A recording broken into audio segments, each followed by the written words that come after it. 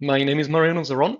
I'm the head of research and development at Mocax Intelligence, and today we're going to be talking about the computational challenge of IMA FRTB and solutions via Chebyshev tensors.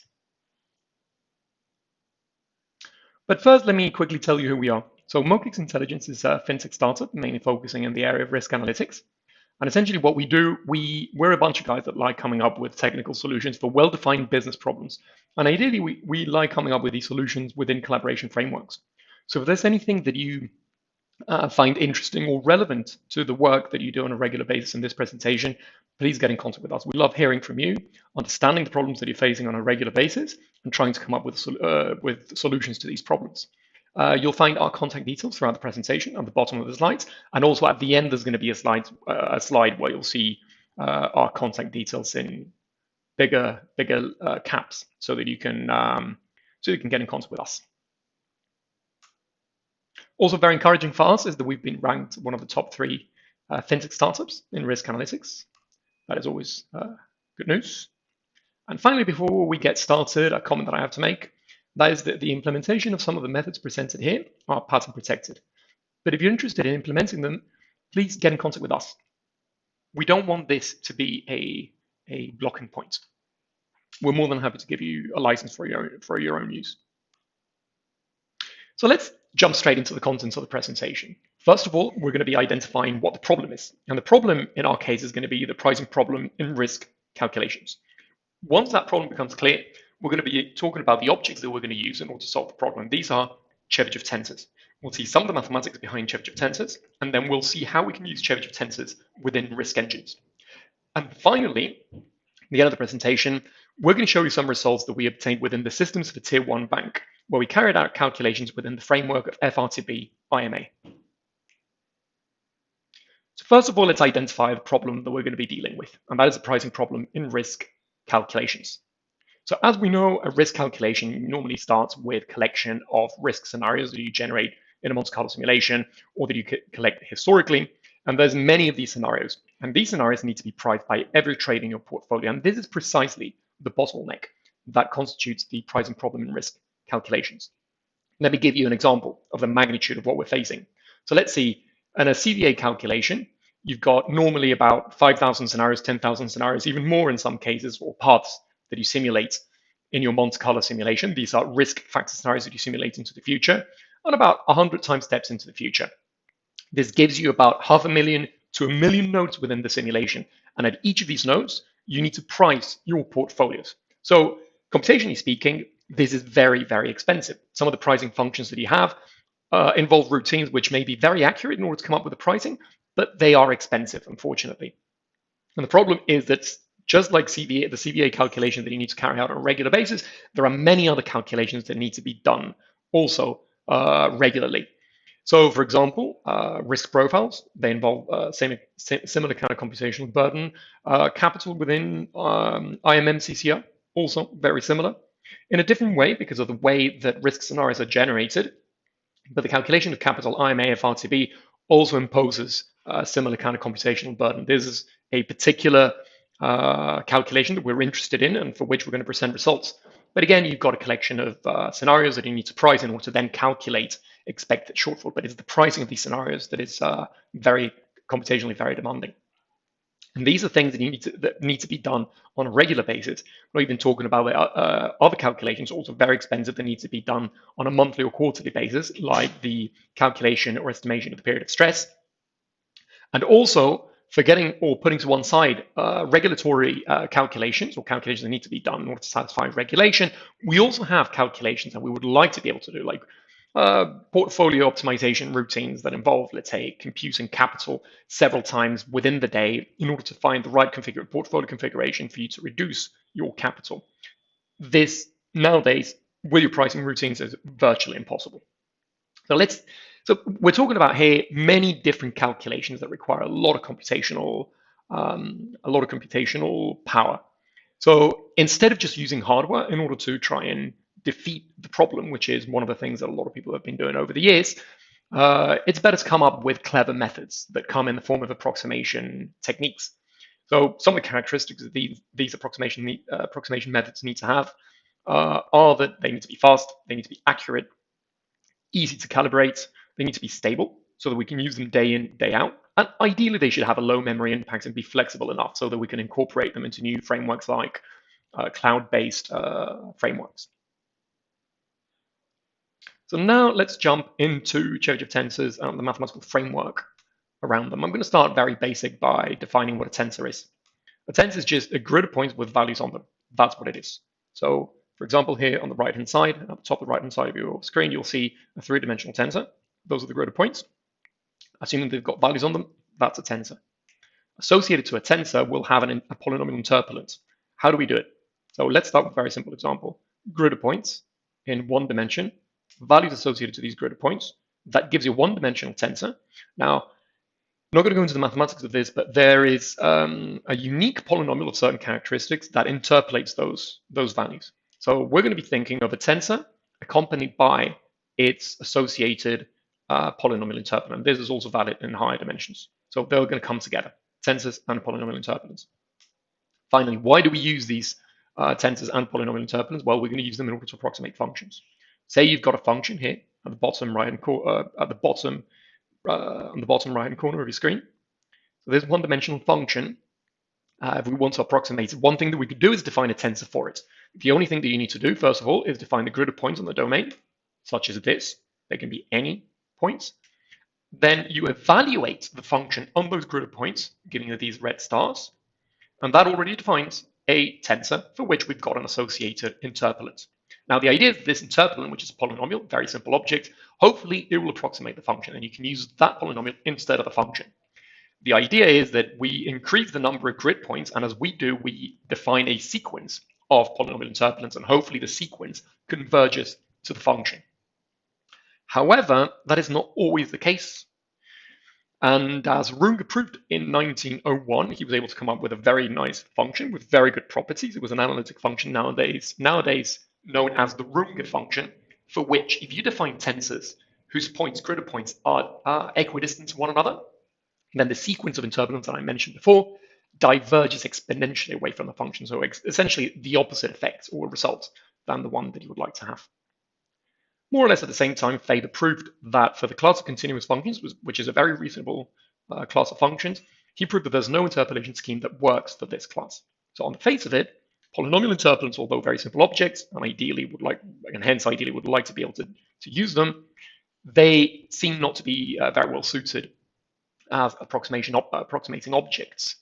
However, something that has often been missed, even by people working in approximation theory, is that if you change or impose two conditions, then the results completely change.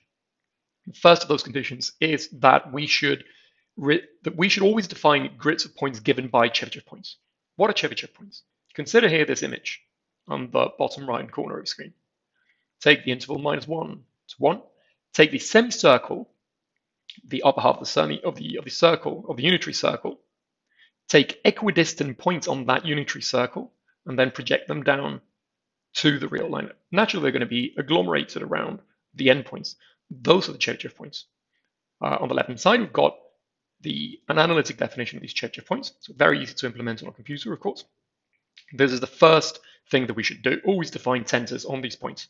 And the second is to restrict ourselves to the right class of functions. The right class of functions is the class of analytic functions.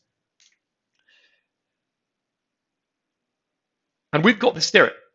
So basically, it says that, and it's a theorem that summarizes a lot of the results that we had in that were obtained throughout the 20th century and also partly in the 21st century.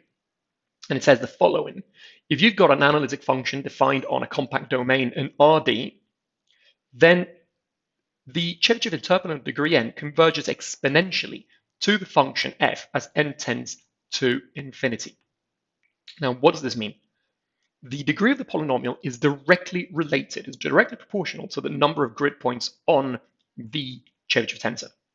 And remember, the way that we obtained the polynomial interpolant was by first defining the grid of points, which in this case is, they are Chebyshev points, then evaluating the function on those Chebyshev points to then come up with the interpolant. So basically what this theorem says is that the number of times that you have to evaluate your function on the grid point, which is basically the size of your tensor, doesn't need to be that large in order to obtain high degrees of accuracy. And this is going to be very important for our applications. But take a look at what we have on the right-hand side, the plot that we have there. This plot was obtained by doing the following, and this shows the power of using tensors whose grid points are distributed according to Chebyshev versus grid points, let's say, that are equidistant to one another. So just changing those two things, the way that the grid points are distributed, gives you completely different results, and we'll see what I mean by that. What we took was a spot vol surface, so a two-dimensional surface, basically. We built tensors, number one, equidistant, and approximated the surface with these equidistant, with these tensors whose grid points were distributed in an equidistant manner. We increased the number of grid points, obtaining different tensors, always measuring the error with respect to the surface. And what we obtained is this error that you see here in blue. Notice, by the way, that the y-axis in this plot is the error in log scale, and the x-axis is the number of points on the tensor. And for the grid points distributed equidistantly, we obtained this blue line. At the same time, we considered the ones distributed according to Chebyshev, did the same thing, and look at what we obtained. There's a red line that decays here in an exponential manner. The difference between these two errors is huge, bearing in mind that we've got a log scale on the y-axis. For example, if you take the tensors with 250 points, for Chebyshev, you have 10 to the minus 7. That's the error, the maximum error. And for the equidistant tensor, you've got 10 to the minus 1, so the difference is huge.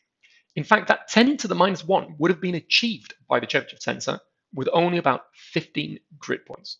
And that is obtained only by changing the way that the points are distributed in the tensor. So the differences are huge in terms of convergence. And it means, and clearly here, you don't need to evaluate with Chebyshev tensor your function that many times in order to obtain a tensor that approximates the function in question to a high degree of accuracy. And as I said, this is going to be crucial for our applications. Fine, but up to now, what we have is just mathematics on paper. We see that we've got a theorem that says you've got exponential convergence, great. But if you want to use these tensors, we know that we have to use the right algorithms in order to evaluate them. Sometimes it happens that one uses an algorithm in order to perform a certain task, but the result that one gets on a computer is different to what one should get in theory. And that's because some algorithms are unstable or numerically unstable. The right algorithm in order to evaluate the Chebyshev tensors comes in the form of the barycentric interpolation formula. The one-dimensional case, you can see it here in the middle of your screen, and it's got three very important properties. Number one is that it's numerically stable, as I said, so you forget about the rounding off errors in computers. The second one is it evaluates in linear time with respect to n. N was the degree of the polynomial, which I said is directly related to the number of grid points on the tensor, or equivalently, the number of times that you need to evaluate your function in order to obtain the tensor. So notice that this property, that it evaluates really quickly with respect to n, goes or complements very well with the previous theorem that we saw, where we know that for Chebyshev tensors, this same n doesn't need to be that great in order to obtain high degrees of accuracy. So low n's, low number of times evaluating the function to produce a tensor that has high degree of accuracy, and also that benefits from the barycentric interpolation formula, evaluating that the corresponding interpolant in linear time with respect to that n. So they go hand in hand really well. And the third point to make is that if you take a look at the formula only depends on Chebyshev points xi and the values of the function on these Chebyshev points. This means that once you've got the tensor, you don't need anything else in order to evaluate the corresponding interpolant. So basically, all that the barycentric interpolation formula needs is the information at the level of the tensor. You don't need to take an extra step to go from tensor to then building the interpolant and coming up with an expression for the interpolant. All you need is the tensor, and this is quite good. Great, but all this wouldn't be of any use to us if we weren't able to use it with to try and solve the problem that we identified at the beginning, which is a pricing problem in risk calculations. Thankfully, pricing functions enjoy a high degree of smoothness. In fact, they are piecewise analytic most of the times, meaning that outside of isolated points, which usually come in the form of payment dates, barriers, or strikes, They are analytic, and hence you can build, at least in these chunks, you can build Chebyshev tensors and enjoy all the properties that these tensors bring to the table. So great, this is really good news. They're a good candidate in order to try and approximate these pricing functions. So to quickly summarize what we have so far, we have that the theorem that we presented gives us exponential convergence, that is high levels of accuracy with only a few calls to the original function, in this case the pricing function. Number two, we can evaluate these tensors very quickly and in a numerically stable manner using the barycentric interpolation formula. And these things apply to pricing functions. By the way, anybody who's interested in reading a bit further into the theory of Chebyshev, we suggest reading some of the material that we present here in this collage of references. At the end of the presentation, by the way, you'll find a written, a slide with the written references. And of course, if you want more references, get in contact with us. You can see the contact details here at the bottom. And we should be able to provide you with more references depending on the kind of things that you want. If it's just theory, for example, if it's just theory, this book here in the middle is great, fantastic, to give you a really good intro to Chebyshev approximation theory and other forms of approximation theory as well, although it mainly focuses on Chebyshev. And also some of the papers that deal with similar kind of things just from a more theoretical point of view. But in more recent years, there's been a few publications of how we can use Chebyshev approximation theory, for example, within finance. Some of those publications are ours, so we invite you to go to our website and take a look at those publications. In fact, so you can this slide shows you the website that you can go to. You'll see that there's a section of research where you can download all the publications that we have. Got any questions regarding them, please also get in contact with us. We've also come up with a series of videos that make it easier to get introduced into the theory of Chebyshev and applications within finance, specifically in risk analytics. So you can take a look at them. We've been adding to this resource of videos as much as we can. If you've got any suggestions of any video that you would like to see, please also let us know.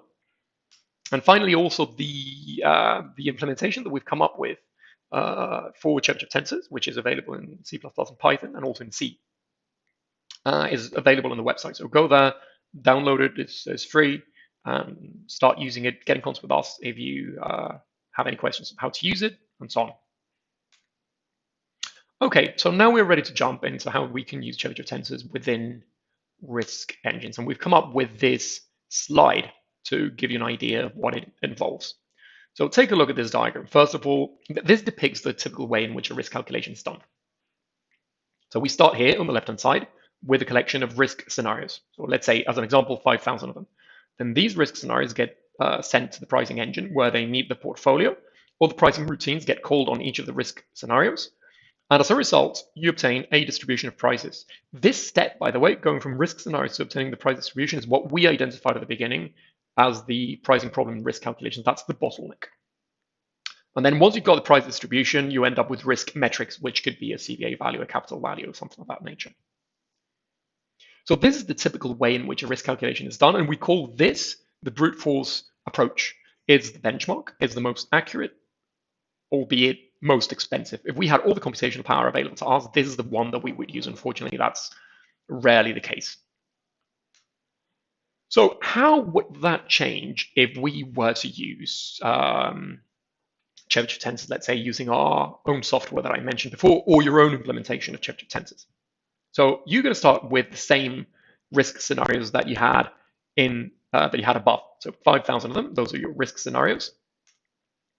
Then the next step is key. Basically, what we have to do is define a Chebyshev tensor. And for that, we start by defining a set of grid points. And the question is, how do you define those grid points? And that's going to be crucial. But let's say for the time being, let's say that you've already managed to come up with 100 of these grid points that we call the Chebyshev scenarios. And you've got 100 of them. So what do you need to do next? Well, we know that in order to conform and finally get the Chebyshev tensor, you need to evaluate these grid points. So basically you send them to your pricing engine. That as a result gives you already the tensor. So you've got here your Chebyshev tensor. And then you can use the barycentric interpolation formula, which takes no time at all to evaluate. these 5,000 scenarios, and as a result of it, you obtain the price distribution, and from the price distribution, you obtain your risk metrics. So the key step, as I said, was this first step on the left-hand side, where you go from risk scenarios to generating the Chebyshev grid points. In this particular example, we went from 5,000 scenarios that you need to eventually evaluate to obtain your risk metrics to only 100 grid points that you evaluate. So essentially what you're doing is you're saving yourself 4,900 evaluations from your pricing routines, because the 5,000 scenarios will eventually be evaluated by the tensor. With the barycentric interpolation formula, it takes no time whatsoever. In fact, it's negligible compared to the rest of the process. So the only bit that could be that could delay any time is this pricing of the 100 scenario. So the key thing is always being able to reduce the number of evaluations from the original set, which in this case is 5,000, to something less than 5,000. In this example, we saved ourselves 4,900 evaluations, which is huge, but that's what we usually aim for, and you'll see the results that we'll present. That's usually what we achieve. So the question is, how do we perform this step? So I said here, this final box that opens up here, so yeah, you're creating Mocax objects per trade. By the way, yeah, of course, these objects, and that's going to be relevant later on in the presentation, they can be stored in memory very easily and then reused for many other purposes. But I'll come back to that. Okay, but one thing that we need to talk about before we explain how we take this step from going from risk scenarios to grid points in your Chebyshev tensor, we have to talk about something that all tensors suffer from, which is the curse of dimensionality. And this says that as you increase the dimensionality of the tensor, then the number of points on the tensor grows exponentially. And that is a problem. Why is it a problem for us? We're dealing with functions, the ones that we want to approximate, which are high dimensional by nature.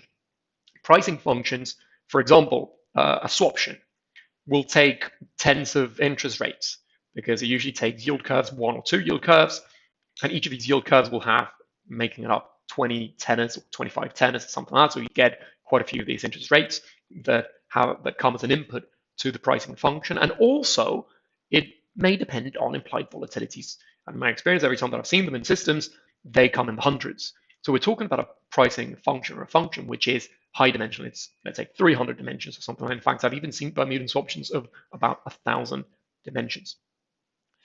Building a single tensor for such a function is just impossible. Even 100 dimensions, as I mentioned here, and 2 grid points per dimension, which is the minimum, give you already 1.27 times 10 to the 30 grid points. That is astronomical. There's no way that we can store that in memory, which is afford to evaluate our pricing functions on each of these grid points.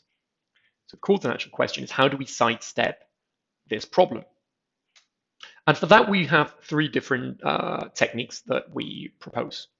All 3 of these techniques are used in order to perform this step, going from risk scenarios to generating the Chebyshev grid points.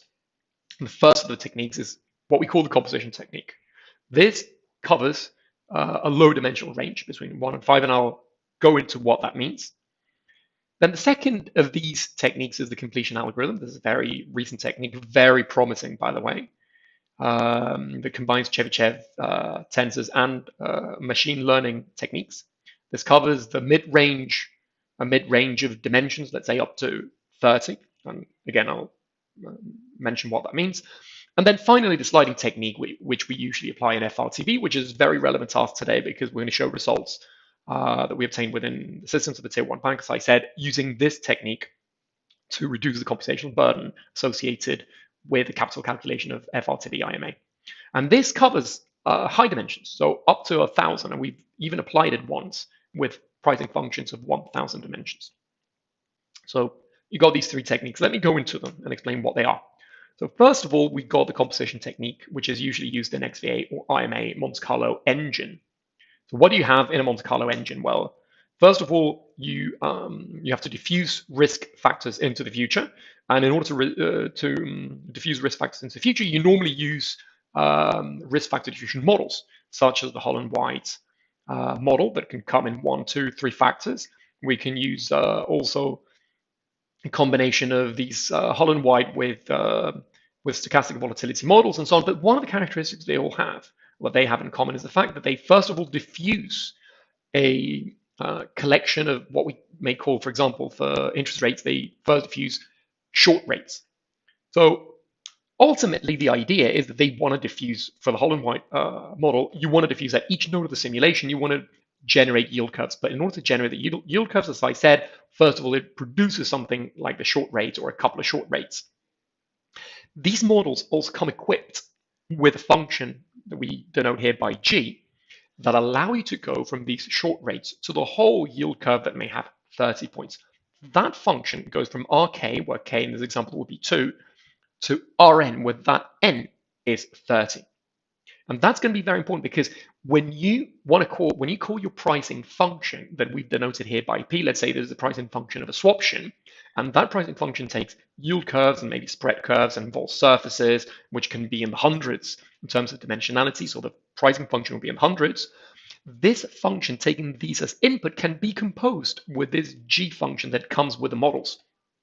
Essentially what you do is produce a new pricing function that I've got here at the bottom that we've denoted by F, that instead of going from this market space of high dimension, goes from this state space of low dimension all the way, so from Rk all the way to the price.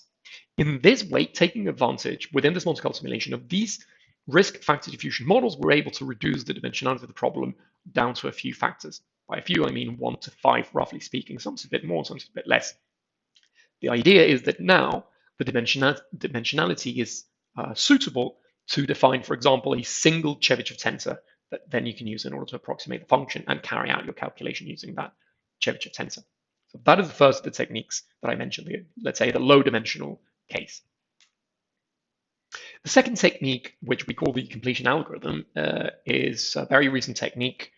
I was made aware of this technique earlier on this year with the publication of this paper by Catherine Glau and her collaborators. They've been, or she's been researching a lot on Chebyshev approximation theory and how to apply it within finance.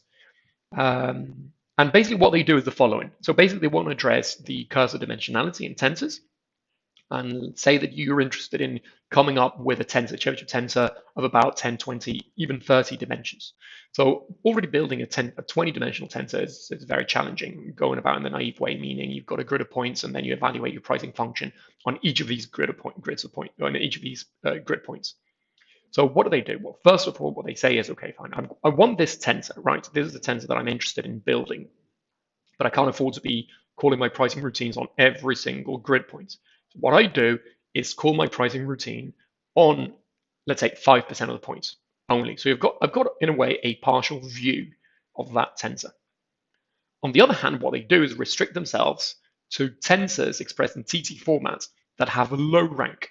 What that means mathematically is not something for this presentation. The important thing to bear in mind about these tensors is that these are compressible tensors. These are tensors which can be 20, 30 dimensional, but that you can use them in a computer, you can save them, you can operate with them. Of course, this is a subclass of all tensors. They have this very particular property that they're compressible, but they restrict themselves to this space. In fact, for those who know a bit about this topic, this space constitutes a smooth Riemannian manifold.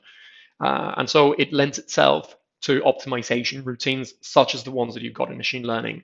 And what they do basically is explore this space, this smooth space of compressible tensors. And at each of the iterations in the optimization routine, they compare this tensor, the compressible one, with the 5% of the points that you've got on the tensor that you want to obtain. And basically try and minimize that distance and take a further step in the optimization. And just as you have in machine learning, a training set, a testing set, and a cross-validation set, they explore this space, and after a few iterations, they end up with compressible tensors, which are very, very close to the tensor that they want to approximate, not only at the 5% of the points that we already see, but actually at a good, with respect to pretty much all the grid points on the tensor that you want to obtain. So basically what they do is come up with very good approximations to the tensor that you want. restricting themselves to compressible tensors. And some of the results they show are absolutely fantastic. So the levels of accuracy are really high, even for tensors of 25 dimensions, and also the speed gains, the computational gains that they obtain for, say, risk calculations or calculations where you need to call pricing function many, many times are also excellent. It's a very promising technique. We're working on it. We should be able to show you results very soon using this kind of technique. And finally, let me show you this, the last one, the sliding technique, which is very relevant to us because this is the one that we use for FRTB. So here, what we do is basically build many different Chebyshev tensors and then put them together into what we call a slider. So this is very useful in cases of very high dimension. In case of very high dimension, let's say that you're interested in building something to approximate a swaption that I said is in the hundreds of dimensions, let's say 500 dimensions. For a swaption, you've got two risk factors, or two classes of risk factors. First of all, yield curves or interest rates, and second, you've got implied volatilities. The first thing that we do is reduce the dimensionality of both of them separately by using principal component analysis. It works really well because of the high levels of correlation, the correlations that each of these risk factors exhibits. And we reduce the dimensionality, let's say, from 300 down to about 30, 40, even 50 dimensions. So still quite high dimensionality. We go deep into the principal component space in order to have minimal loss of information due to PCA. One good thing is that PCA will give you a new frame of reference that is going to be pointing to the direction of greatest variance. So you're capturing those. It's in your frame of reference, you'll end up with the directions that you're most interested in. And once you've got this transformation, then you build a tensor on the domain, which is a 30, 40, 50 dimensional domain. So what is it that we build on this domain? Take a look at this example, very simplistic because it's just in 3 dimensions. So in 3 dimensions, we wouldn't do it, but it's just as an illustration. Here on the left-hand side, I've got a single tensor that I build for 3 dimensions, right? And as an example, I use 4 points in each dimension, giving me 64 points in total. So if you want to reduce the number of points, which is essentially what you want to do to sidestep the curves of dimensionality, what do we do? Well, what we do, for example, is, take the first principal component and the second principal component, put them together, build a tensor for it, as we do here, and then separate to it, third principal component, build a tensor to it, amalgamate them together, evaluate them in an appropriate manner, and you obtain a tensor, in this case of only 20 points, that you can evaluate and use as an approximation to the pricing function. And you can play around with these things because you can even be a bit more aggressive and take the first principal component, second principal component, third principal component, all separate, build a tensor for each of them, amalgamate them together, obtain a tensor that you can evaluate. And in this case, you've reduced the number of grid points to 12. And this is exactly what allows us to build tensors for a 30, 40, 50 dimensional domain. And we'll see the results that we obtain by doing exactly this on portfolios, real portfolios within the systems of a bank. So, but just before I present the results that I've been mentioning throughout the presentation, let me quickly give you a summary of the kind of applications that these 3 techniques allow you to cover for which we've seen results. So here we've got the business line. So basically, what kind of risk calculation? We've got the market risk capital, for example, FRTB-IMA. The computational savings that we normally see in this kind of application are of about 90%. What does this mean in terms of the time that you're running a calculation? Well, it means that every 1 hour of brute force pricing, which is our benchmark, will be reduced down to about 6 minutes of pricing. That's it. Now, these 6 minutes are the time, or constitute the time, that it takes to build a Chebyshev tensor in this particular application. Remember that once you've built it, evaluating all the risk scenarios that you need to evaluate comes almost for free. I mean, the evaluation of these Chebyshev tensors is usually within the microsecond range. So we're talking about no time whatsoever compared to the rest of the process. In fact, some of the tests that I've carried out within real systems of banks, I remember that we were dealing with Bermudan swaptions in this case, and just running the brute force calculation for the portfolio Bermudan swaps that they had took us about 7 hours or something like that. And this is using a farm of CPUs. So you really it's not until you do these kind of calculations within real systems that you realize how expensive they are to run. So when I say here that for every 1 hour of brute force pricing, we actually encounter many of these 1 hours of brute force pricing on a regular basis. And if each of them is reduced down to 6 minutes, that's a huge impact on your systems. So a lot of not only money that you can save from all the CPUs that otherwise you would have to buy, but also it allows you to then channel the computational power that you've freed up to other calculations that before you weren't able to do.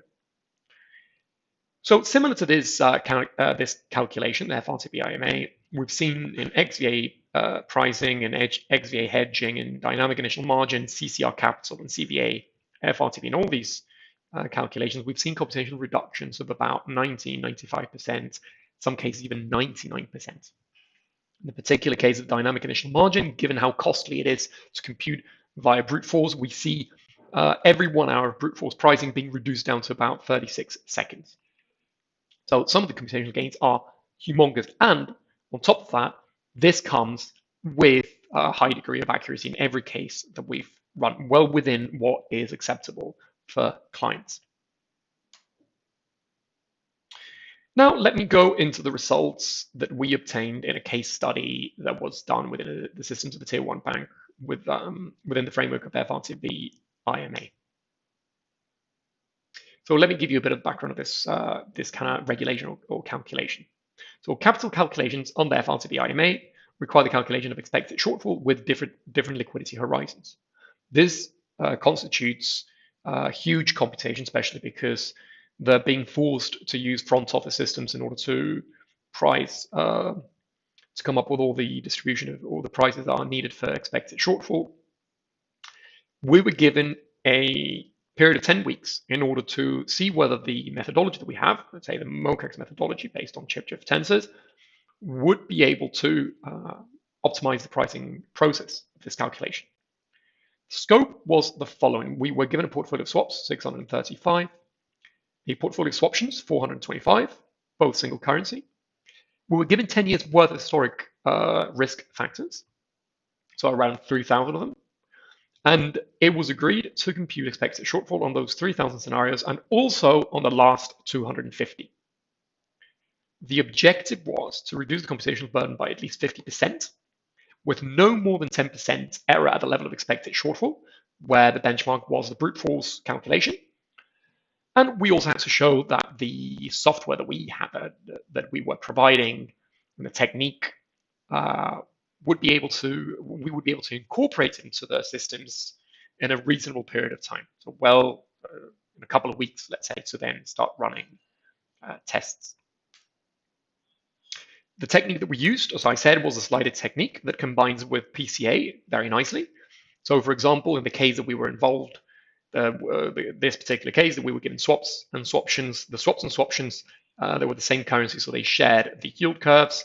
So you have yield curves on one side. Also, you had implied volatility that only affected the swaptions on a different side. We applied PCA to each of them, reducing the dimensionality of the problem. In the case of swaps, it was about 50 dimensions or so, reducing it down to about 20 or so. In the case of swaptions, we had hundreds of dimensions, reducing them down to about 30, 40, 50, roughly speaking. So basically what we have here, as you can see on the diagram on the right-hand side, we've got this PCA transformation that we do, where you get a new frame of reference and you can reduce the dimensionality, and then on that reduced space, you build your tensors. Notice that the 30-dimensional space that we obtained, for example, for swaptions, it would involve about 9.3 times 10 to the 20 points if we want to build a single tensor. So the slider is essential. And with the slider, we were able to reduce it down to 150. So the reduction is massive. That's why it's because of this technique that we can build these kind of tensors that approximate to a high degree of accuracy, as you'll see. So of course, there's a combination of two things, PCA and Mocax. You've got two sources of error, the PCA, and that's why we go deep into the PCA space to reduce that, and also then the Mocax slider. That, because of the mathematical properties that we've spoken about, you get low errors. Let me show you the results that we obtained. These are the results for swaps. So as I said, we've got swaps 635, 3,131 historic shocks. We started with 54 dimensions. for the pricing function. So the pricing function that we started off with, the one that we were given from swaps, had 54 interest rates that it took as an input. We reduced that to about 20 dimensions with PCA. That is, let's say, the Mocax dimensionality now, on which we need to build a slider. Now, the computational gain that we obtained was of 96.77%, so huge computational gain. The accuracy at the level of expected shortfall compared to brute force was 0.02%, which is nothing. And on top of that, we wanted, or it was agreed, to also compare the distributions, the P&L distributions. On one hand, we've got the P&L distribution obtained brute force, on the other one, we have the P&L distribution obtained with Chebyshev tensors. And these are the results that we obtained graphically on the left-hand side, at the bottom left. So on the x-axis, we've got the brute force P&L. On the y-axis, we've got the Mocax or Chebyshev P&L. If they were identical, you would get a perfect diagonal. And it's very close. And that's virtually what we get. And that's reflected on the correlation being very close to 1. And also we ran the Kolmogorov-Smirnov statistical test, which is a test designed to try and pick up evidence of two distributions not being the same. So if the p-value is very small, let's say less than 0.05, then you have evidence, strong evidence, that the distribution is not the same. But in this case, it was very far from that. And on the right-hand side, we've got this blue bar, that gives you the value for the expected shortfall obtained via brute force. And the red dot that we have here is the expected shortfall obtained with Mocax. You can see that they're virtually the same, and the black bar is the error bar that we were allowed. The results look absolutely fantastic in the case of swaps. Let's see what we obtained for swaptions. Again, swaptions were done.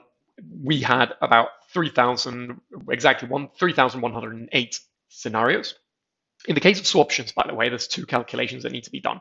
Two expected shortfall calculations. One is known as the 10-day liquidity horizon. And in our case, we had another for a 60-day liquidity horizon. So it involves, by brute force, the calculation of 3,108 scenarios twice.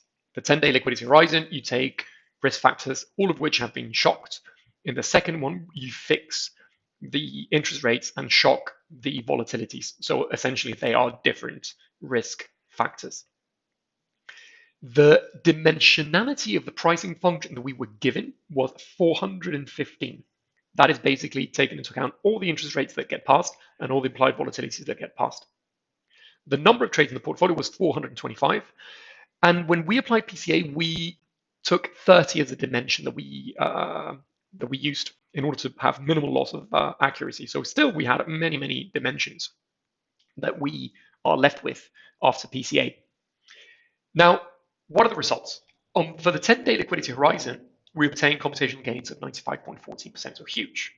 The error at the level of expected shortfall is 0.36%. And again, the P&L correlation and the p-value for the Kolmogorov-Smirnov test is very, very good. Take a look now at the swaption 10-day liquidity horizon. Look at the computational gain. Computational gain, we put it here as 100%. The reason why we've done that is because we could have built a Chebyshev tensor for the 10-day liquidity horizon and a Chebyshev tensor for the 60-day liquidity horizon. But given the way that it was built, we were able to reuse the Chebyshev tensor built for the 10-day liquidity horizon also on the 60-day liquidity horizon. Remember that building these tensors is the only expensive part of the process. Evaluating it is super cheap. So given that we had built it for the 10-day liquidity horizon where we're reusing it on the 60-day liquidity horizon, the calculation came out in no time, and that's why we put 100% in terms of computational gain.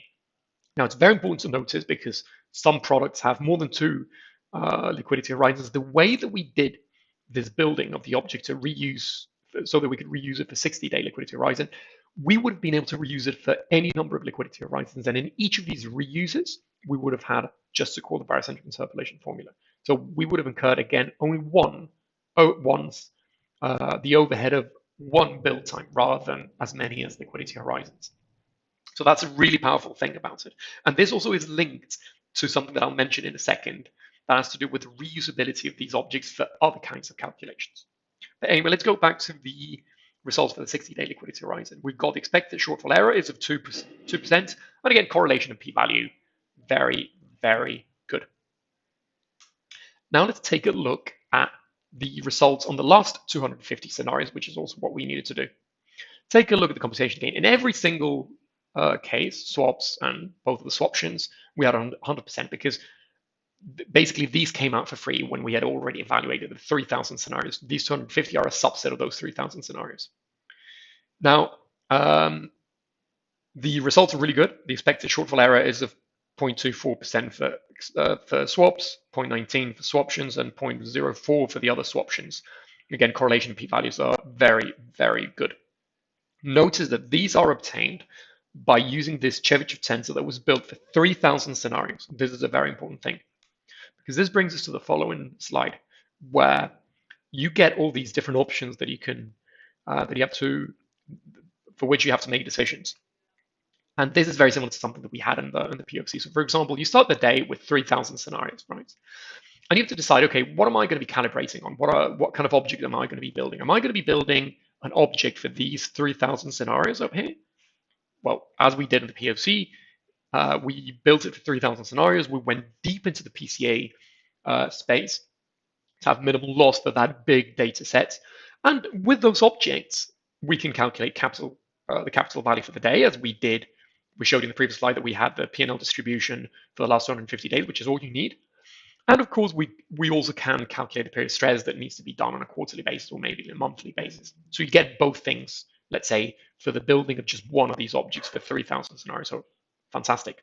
But maybe you don't need to build an object for 3,000 scenarios. Perhaps you only need it for the last 250 values.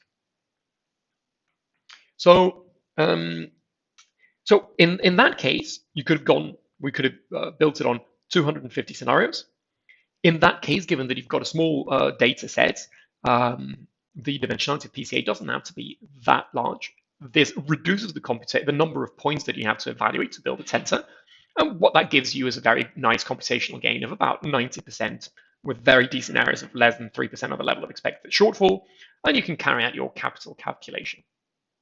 Now, something that you achieve either way, regardless of whether you build an object for 3,000 or for 250, is that you're left with objects that then you can reuse. And this is a very powerful thing. These are very simple objects. They can be serialized with our software. You can already do it, no problem. In your own implementation, you would have to implement it, but something which it can be done. These objects have very little memory impact. They can be stored, loaded up, used in other calculations. For example, so far, these calculations that we've mentioned, for which we've shown results, these are calculations that need to be done on a regular basis in order to satisfy regulation.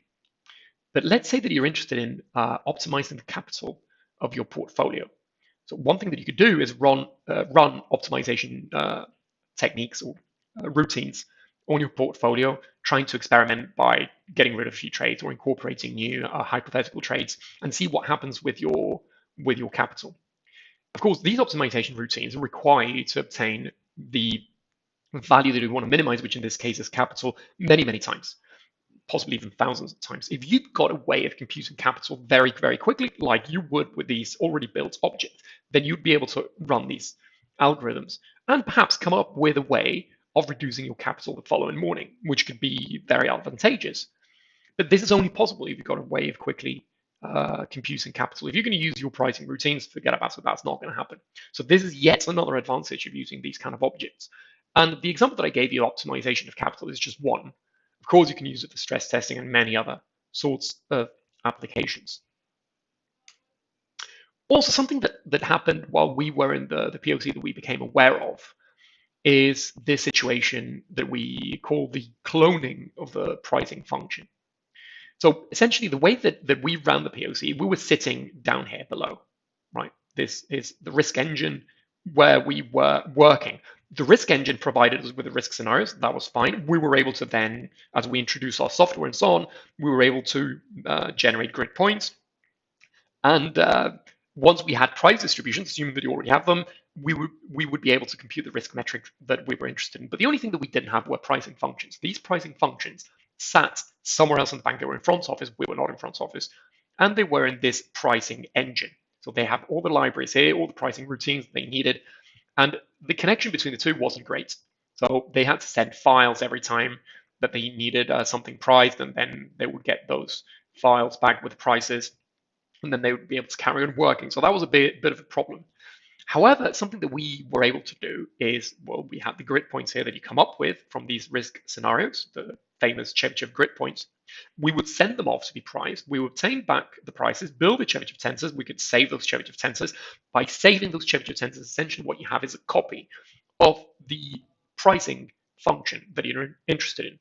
But you can keep it here. So you can keep it here and actually use it for other things like the ones that I mentioned before. So essentially what you have is you've got this specific trade pricing function or dolly pricing function. Then you can, by building a Chebyshev tensor, you can then clone it and put it here and reuse it as many times as you want. So this is another advantage that we saw that one ends up with using these techniques. So a quick summary of what we obtained from this POC. We saw really good computational gains, about 90% on 3,000 scenarios, including all liquidity horizons. The accuracy was in all cases less than 3%, which is way better than it was demanded.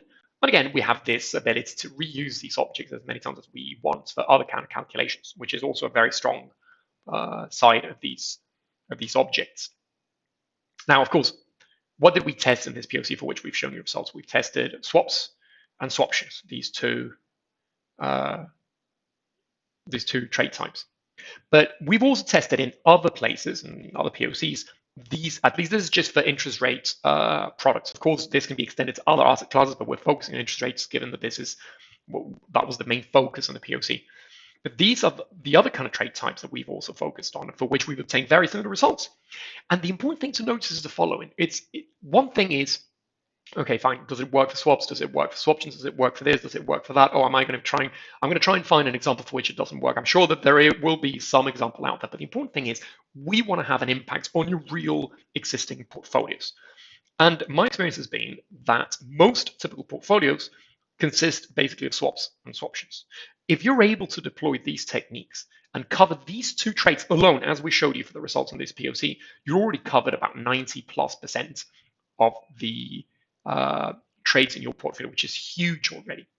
Fair enough, the computational complexity of swaps is not terrible. Usually, is not thought of as a trade type for which you have complications.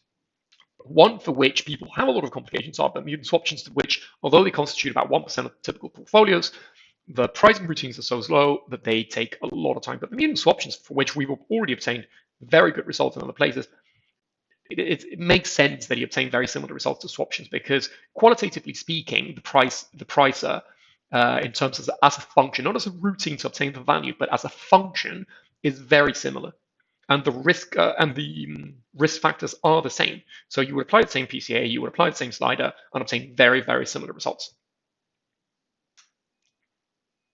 So now that I've presented the results of the POC, we're more than happy to help you replicate these results in your own systems.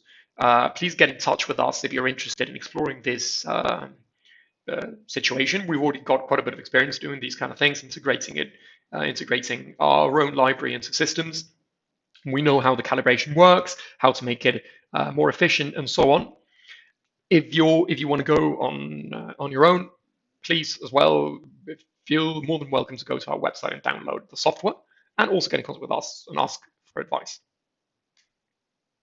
So what are the key takeaways of this presentation? First of all, we identified what the problem was, pricing steps. The pricing step in a risk calculation is a major bottleneck. Second, we introduced what Chebyshev tensors are, mathematical properties behind Chebyshev tensors, really good properties, and we saw that they apply to pricing functions. So they can help us alleviate this pricing problem. And finally, we saw how we can apply first we saw how to incorporate these Chebyshev tensors into risk engines. And then we showed actual results obtained within the systems of a tier 1 bank, where we applied one of the techniques, the sliding technique, within the context of FRTB-IMA, obtaining phenomenal results, great computational gains, and really, really good accuracy. Well, thank you very much for being with us in this presentation. Here are our contact details, and we're looking forward to hearing from you. Thank you very much.